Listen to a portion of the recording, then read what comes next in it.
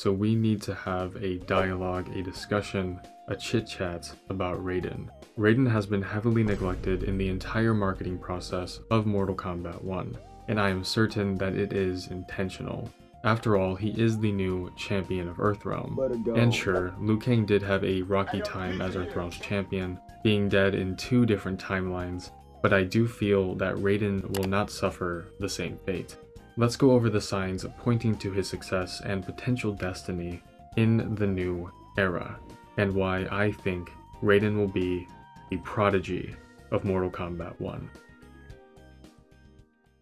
Alright, so I am joined today by my good friend, as usual, as always, we're gonna do something today. Man, What are we y'all gonna do already know today? who it is, man. Y'all already know who it is, man. It's Big JD. Anyway, Raiden has just been nowhere to be found in any piece of marketing. For him to be revealed so early, like some of the initial characters and from the debut trailer, they've not said anything about him, Kung Lao, a few others.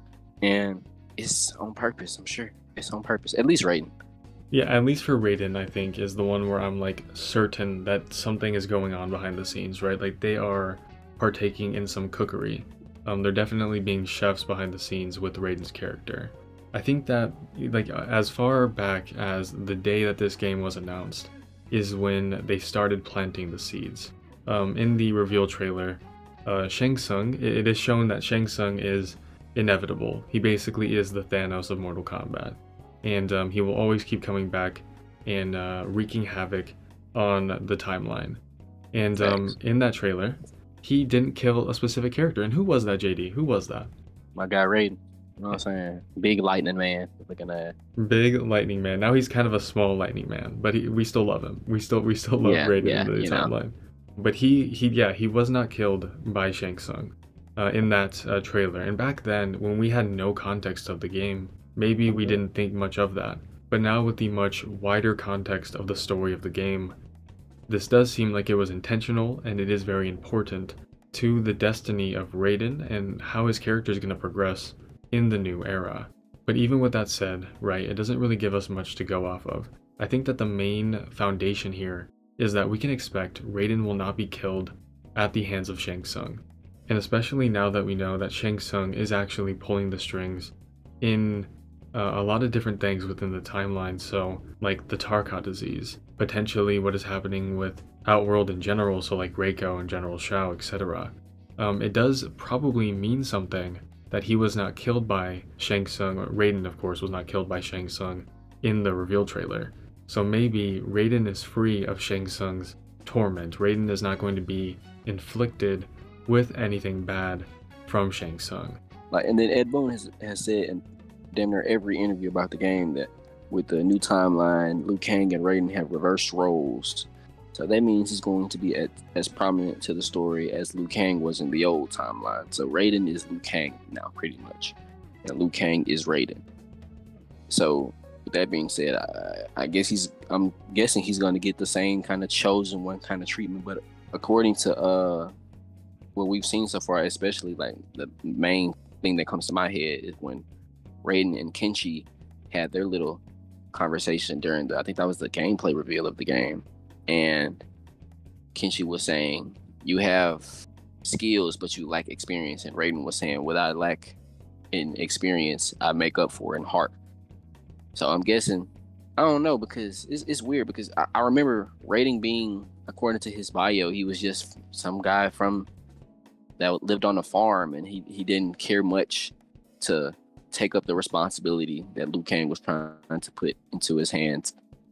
But he, after a while just was like, I guess it's kind of necessary, and just went along. Right, like he didn't have an issue with it for sure, but it wasn't like his life goal or something like Liu Kang. Like how cool, like Kung Lao. Yeah, exactly. Like Kung Lao desperately wants to live up to something greater, whereas Raiden was actually content as a human being, like as a person living his life in the fields. And so it's kind of interesting when you think about that, because it's like if Raiden is actually the champion of Earthrealm in this era, which is completely believable, it does make sense. But the fact that he doesn't want to actually do that, like it's not within his character, it's not embedded in his story that he wants to live up to being the best Shaolin or live up to protecting Earthrealm. probably like how Kung Lao probably wants to do, right? Just like how Liu Kang wanted to do in the previous timelines. So it's interesting to think about how that's going to maybe affect how he acts in the story, or how he actually progresses as a character. Because I'm assuming that he's going to be not only taught by the monks in the Wuxi Academy, but also have Liu Kang's guidance, because Liu Kang probably has a lot of, you know, hope and trust in him. And I don't think it's going to be one of those bait and switch situations where Raiden is actually not Earthrealm's champion and ends up being Kung Lao. I don't think that's the case. Even though MK11 did end off with Liu Kang confronting Kung Lao, or which could have even been the Great Kung Lao, which maybe was the Great Kung Lao, because we know that this timeline has existed for eons. So the fact that this timeline has existed for so long, there is definitely a chance that Liu Kang did teach the Great Kung Lao and choose him as his champion, and now we have the descendant Kung Lao. I'm thinking like the timeline that we're seeing is definitely the same timeline from when in Aftermath and his ending. That's how he started the universe. That's really what I'm thinking. Especially, I mean, think about it like this: like, if we're just going off of the design of Liu Kang, and Aftermath, his hair wasn't as long as what it is now. So maybe this is like his hair has grown over time ever since he started this universe. Yeah, I think Raiden's just gonna get the Liu Kang treatment, but it's like rather than him being like soaking in the moment how Liu Kang did, he's gonna be like, I didn't even want to do this. Like, I'm only doing this because it's necessary to save my people or something like that. Yeah. Some type of noble reason. Right. I think that it'll end up, even if it starts with him not actually wanting to do these things, it ends up being like a responsibility. Like Raiden's like, oh, actually, no, I understand why this is important for me to do. Because he doesn't seem like an ignorant person or anything like that. Exactly, like Liu Kang. Yeah, right. He definitely seems more level-headed.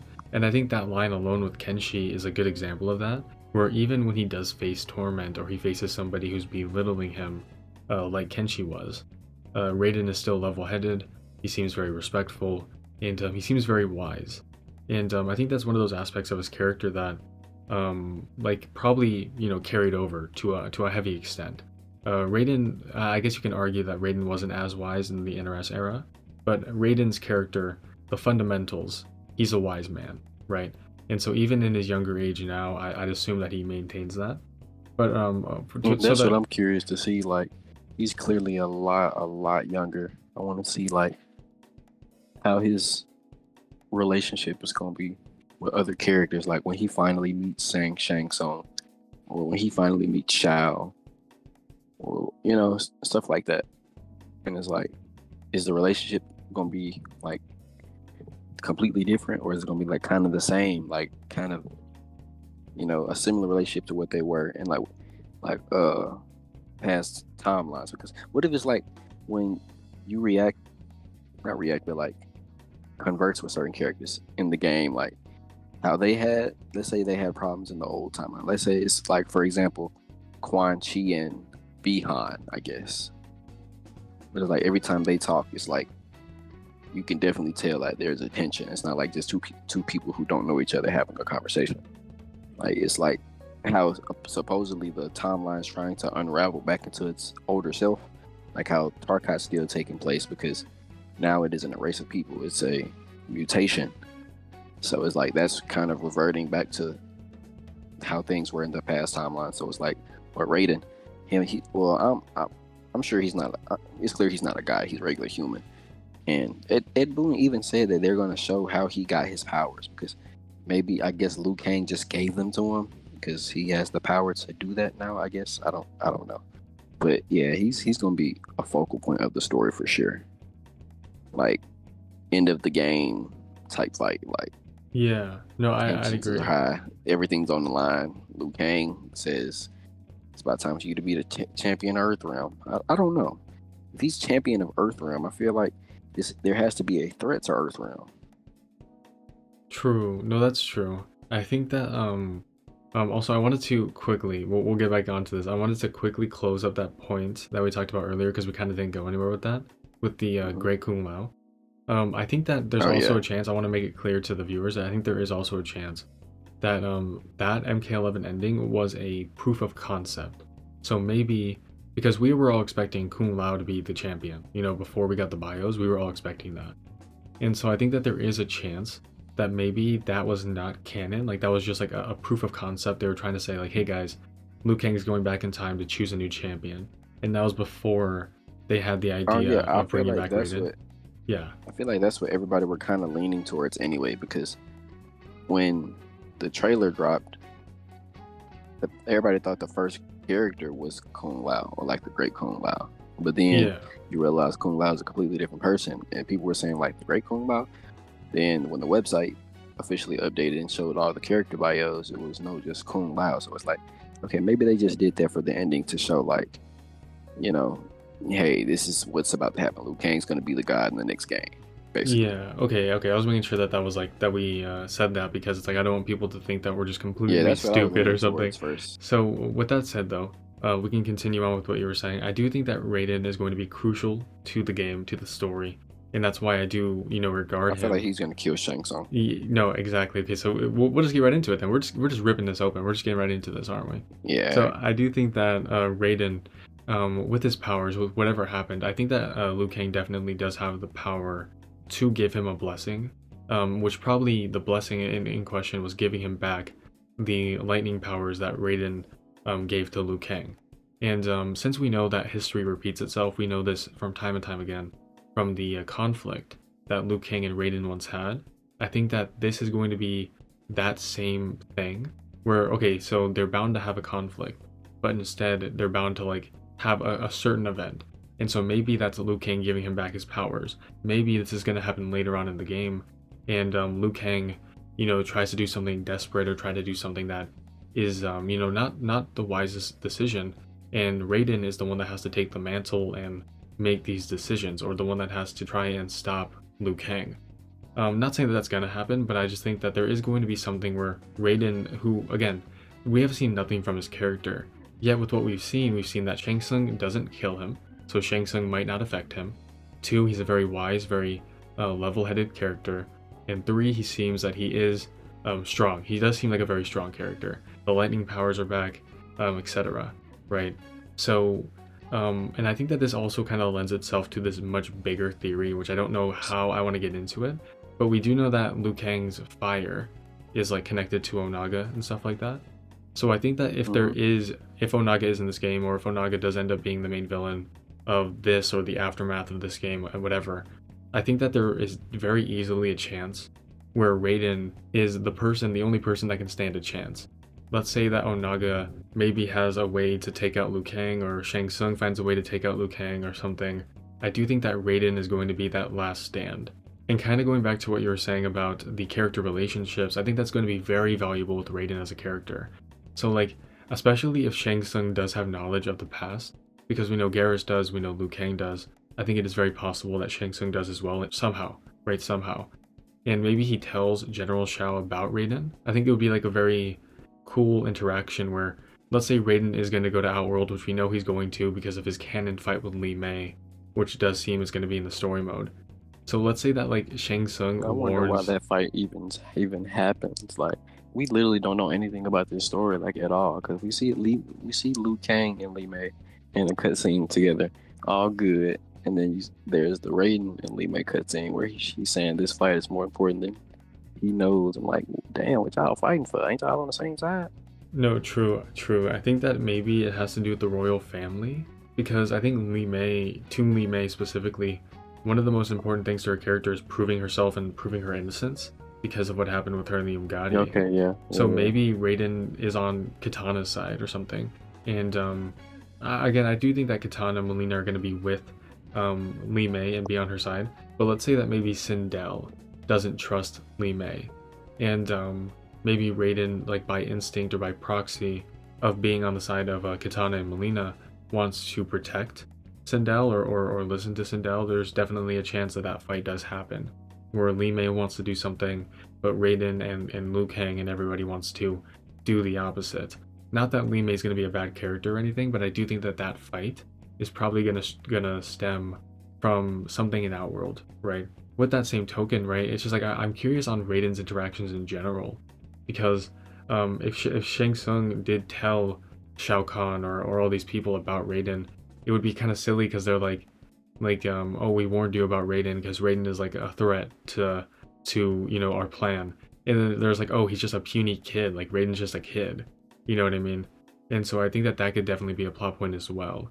But I think that there has to be a reason that Liu Kang chose Raiden over Kung Lao, and I think we'll find that out soon enough. But with the events of the story that we know so far, it's kind of hard to kind of pinpoint where that actually takes place.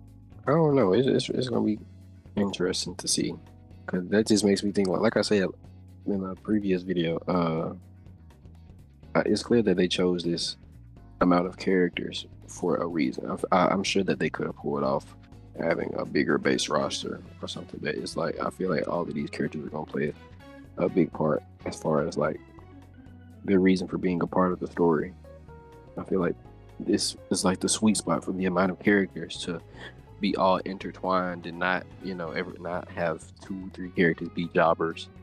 Now, hopefully I'm right about that, because I definitely could be wrong. But at least Raiden, like, I can't see Raiden like being brought back, because I ain't gonna lie, before they revealed the roster, I didn't think Raiden was gonna make the game, if I'm being honest, because I didn't know where else they could take him if Liu Kang is taking his spot. But I see they're gonna take the route of him being human and like getting his powers, because he starts off without them. Like, that's really the part I'm just most interested to see, like everyone's origin in this timeline, because I feel like that'll answer a lot of questions in itself. Because if the game literally is gonna, at least according to Ed Boon, it's going to start directly from the Big Bang. Liu Kang restarted everything, and maybe like the whole first chapter is just Liu Kang like fighting off the so-called malefactors that he removed, and then it just goes from there. Like, he finally created peace, and it time skips up X amount of time to where we are now. But like Liu Kang, I mean, Kung Lao doesn't start off with the hat. I'm guessing he didn't have powers. I don't, because I feel like, yeah, the teleportation and the spin shit, that's definitely a power. So maybe it's like all of these characters are like, I don't know. Reptile in the latest trailer, when Reptile and Ashura were revealed, and then Liu Kang was talking to them saying that they need to be trained at the Wuxi Academy to be ready for war. I'm like, this is Reptile and Ashura you're talking to. Like, you telling me they can't fight? Oh, actually, that's kind of true. I didn't think about that. Like, these are characters that already have shown us. It's literally a demon that her entire story is having an enchanted Chris that she has to kill demons with.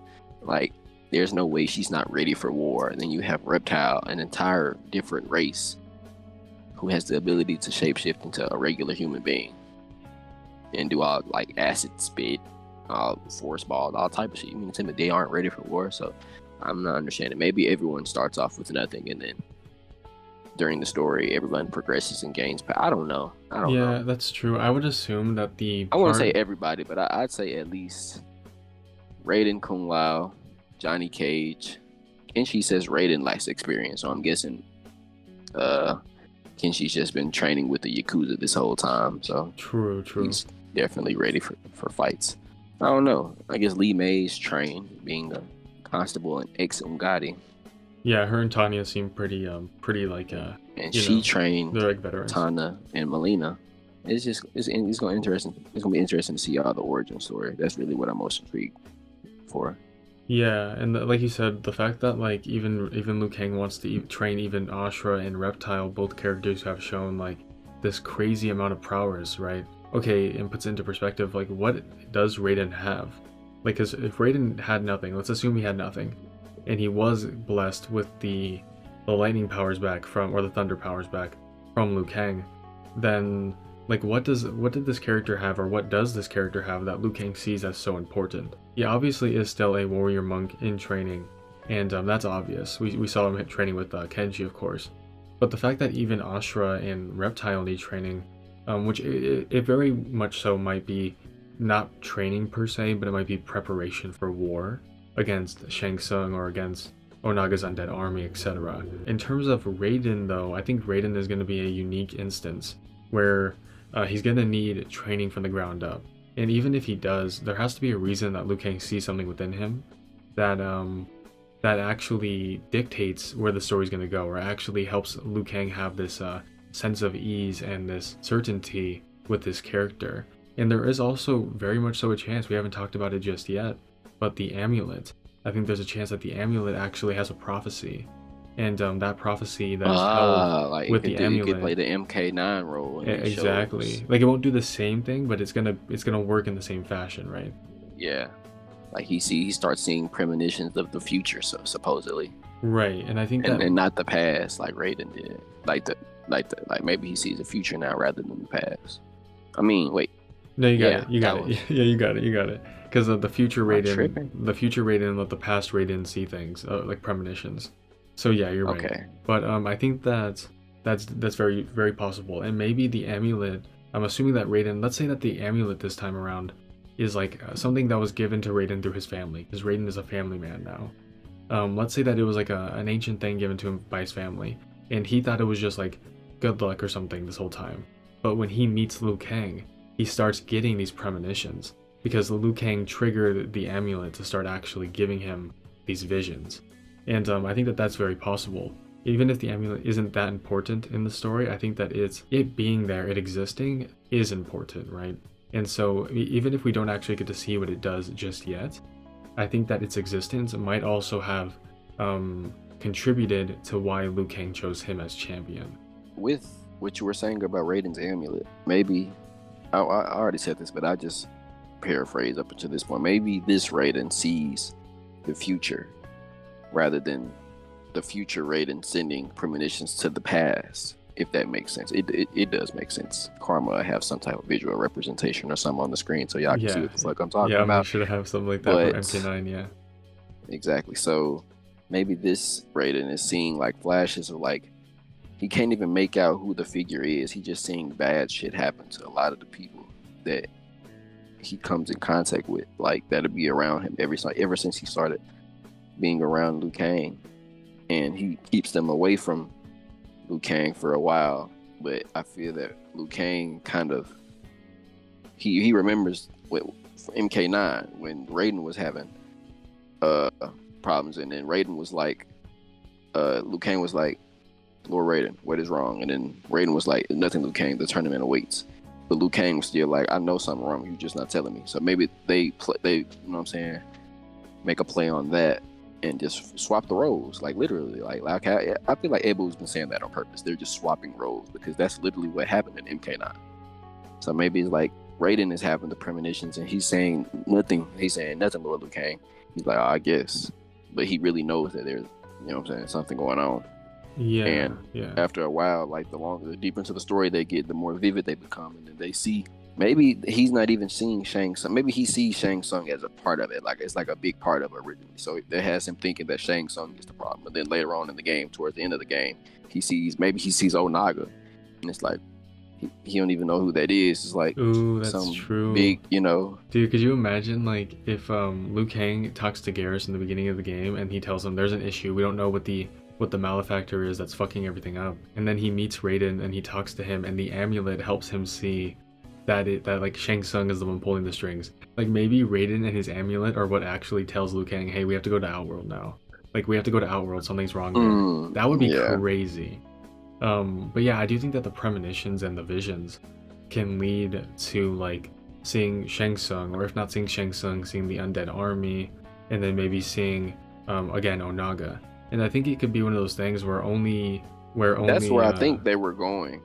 Continue? Okay, now so look, think about how all of this comes full circle, right? How with the amulet, maybe that the amulet has Raiden see the lost army, the undead army, and then in that video where they were talking, Liu Kang was talking about the Lin Kuei, how he wants their help or whatever. He sends them there to the lost army. I feel like that's that stage that's frozen. Like maybe that's the bridge to Onaga's castle or whatever the case may be, and the lost army is there, and Liu Kang was sending them there to find something or whatever it is. Maybe the lost tomb. Yeah, we also have we also have the lost tomb stage as well. Which but you're coincidentally right, has the big ass Shinnok amulet on the goddamn wall, which I'm not understanding. Like, in this timeline, are there still elder gods? Did Liu Kang create elder gods? Or maybe the elder gods are like a constant that you can't. They're just their own thing. You can't do anything about it. They're kind of just like going the to be there. hourglass, probably. They're probably like a fixed thing no matter what. Yeah, but it doesn't mean they're connected to the Titans, I guess. Yeah, oh yeah, to connect to the Titans. Yeah, the Titans are definitely going to be a part of this game. The Titans I feel like they're going to be a divine hierarchy. Like it's going to go from regular gods to elder gods to Titans or something like that. I don't know. Yeah, no, for sure. And I think that maybe Dominic Chancholo actually said something about that on Twitter. He was just saying, "Stay tuned to the story." About Titans. I guess they're going to do it.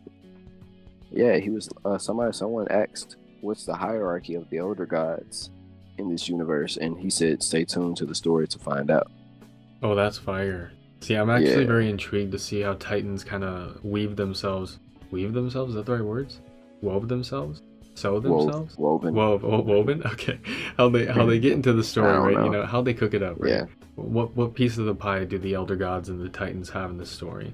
Because without a doubt, Titans are going to be in this story. For all we know, Shang Tsung is a Titan, Liu Kang is a Titan. Who knows? Maybe Raiden even becomes a Titan. Maybe Onaga is a Titan. And assuming that like the Kamidogu are in this game, maybe if they get the Kamidogu is the one being actually like is he even going to be an issue to the Titans in this new era? Like how is that going to work? The hierarchy is definitely shifted, and it's definitely going to be altered in this new timeline.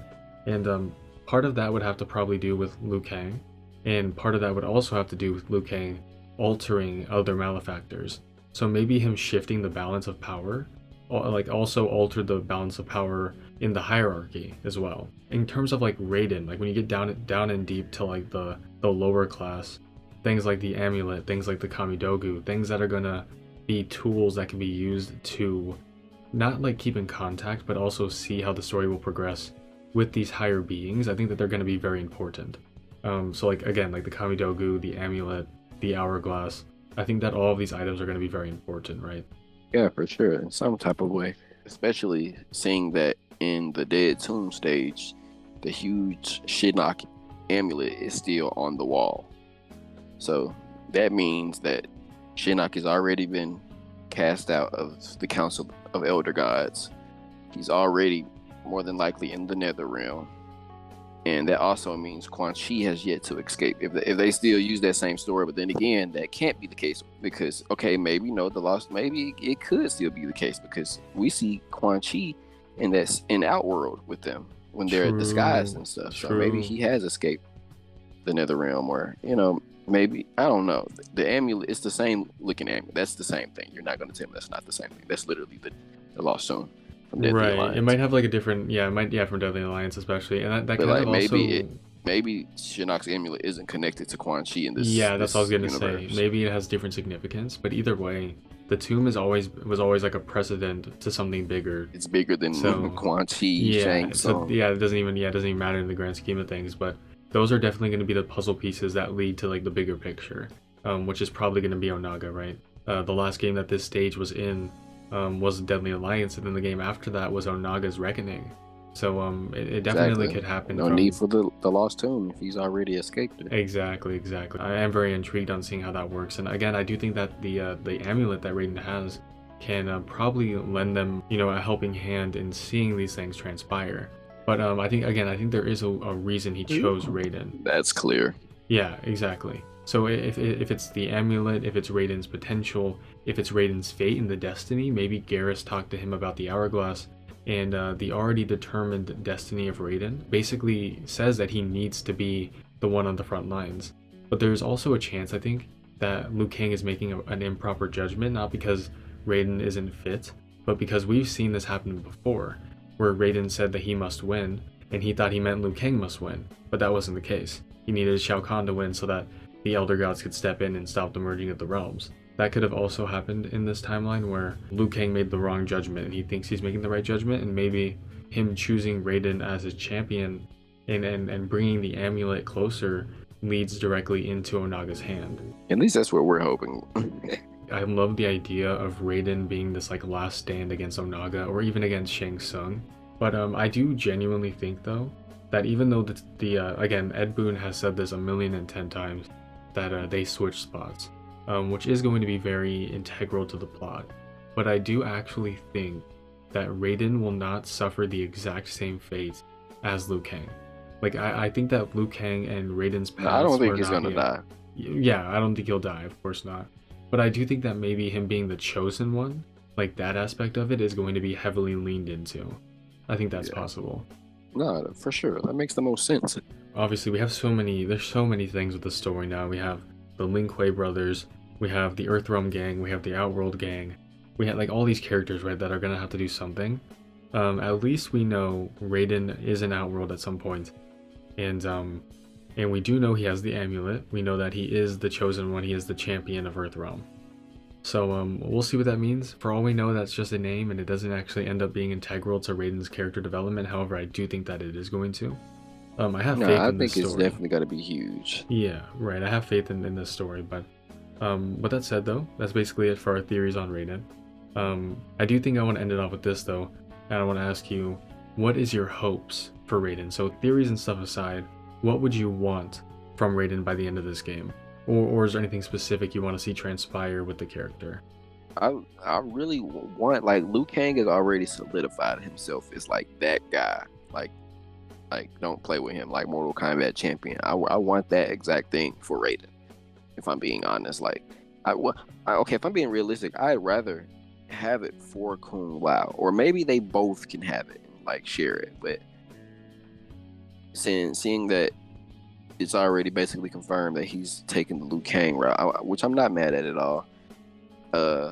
Him and Kung Lao can be the Shaolin monks, and Raiden play the Liu Kang role, like the leader role, even though like in a way he doesn't kind of want to be, which that's what really like makes me kind of like his character more. Like it's like you don't even want to be involved with this. You just want to protect your family and stuff like that, but you're dragged into it. So now you have to, you have to handle business. And I want that for Raiden, if I'm being honest. Like, the lightning powers is fire.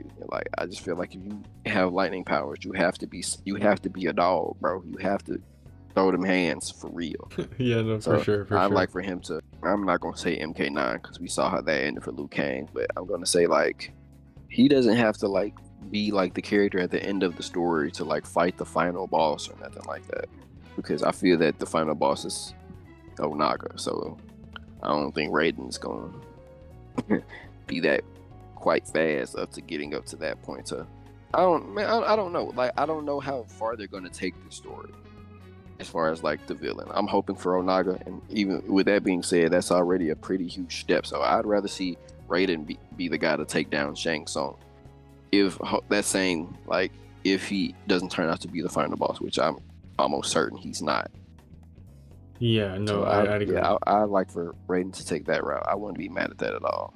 Yeah, especially since like I think what's another very interesting dynamic with this, which we can end on this note, but I think it's like when you take into account the fact that they switched roles and the fact of the old timelines, it was that Raiden was a god, so he couldn't really tamper with things that weren't his business, and so Shang Tsung's actual rival was always Liu Kang, which in this case is the student, right?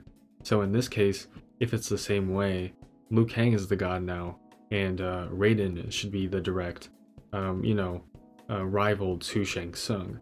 But the difference here is that this Shang Tsung is like undoubtedly, definitely not going to be a normal human sorcerer. He's definitely going to be something bigger. He could be a titan, he could be a god of some sort, he could have otherworldly knowledge or timeline knowledge. He's not going to be normal, right? So he's not going to be the same caliber of the old Shang Tsung that fought Liu Kang. So with that in mind, I think it is kind of hard to gauge where Raiden is going to kind of line up there. But I would hope that he don't really have a Tsung. definitive answer, but I just know I want him to be like, he don't have to be the strongest person on the roster, but it makes sense for him to be able to beat a lot of these people ass, like at least like as far as story goes. Yeah, and I do like the idea of him being like a prodigy or actually having a reason for being the chosen one, like Liu Kang. But yeah. Sonya for president. Yeah, Sonya for president. Yeah, just wait, guys. We're gonna cook up our Sonya Blade video. How we're very angered that Sonya Blade is not the main character of this game. I think that Sonya Blade should be the main character of this game for sure. Yeah, I feel like she should really like take the Cassie role. Oh yeah. kill Onaga, honestly. Yeah, honestly, like we know that Onaga has That fire late, bro. powers. He's a god, but like nothing, Like, nothing can save you from the 12 gauge. You know what I mean? nah, So hell nah. Like, member of the SF has a leg grab. Like, be for real. Onaga is not exactly competing with that, bro. fodderized. Like exactly. So stay tuned. We're gonna cook that up. We're gonna cook that up for sure. Appreciate you for being on the show as always, JD. Yep. And with that said, I hope you guys enjoyed the video. Let me know your guys' thoughts down below on Raiden and just the timeline in general. There's so many things that we still don't know. The game releases in a little bit over a month. Make sure you guys stay safe and stay hydrated. And I'll see you all in the next one. Okay, go for it. You want to try the cover time outro? Go for it. Go for it. Okay. I don't know exactly how you started, but I know it goes something along the lines of this. All right, guys, that's gonna be it. Until next time. Stay hydrated, stay safe. We'll see you all in the next one.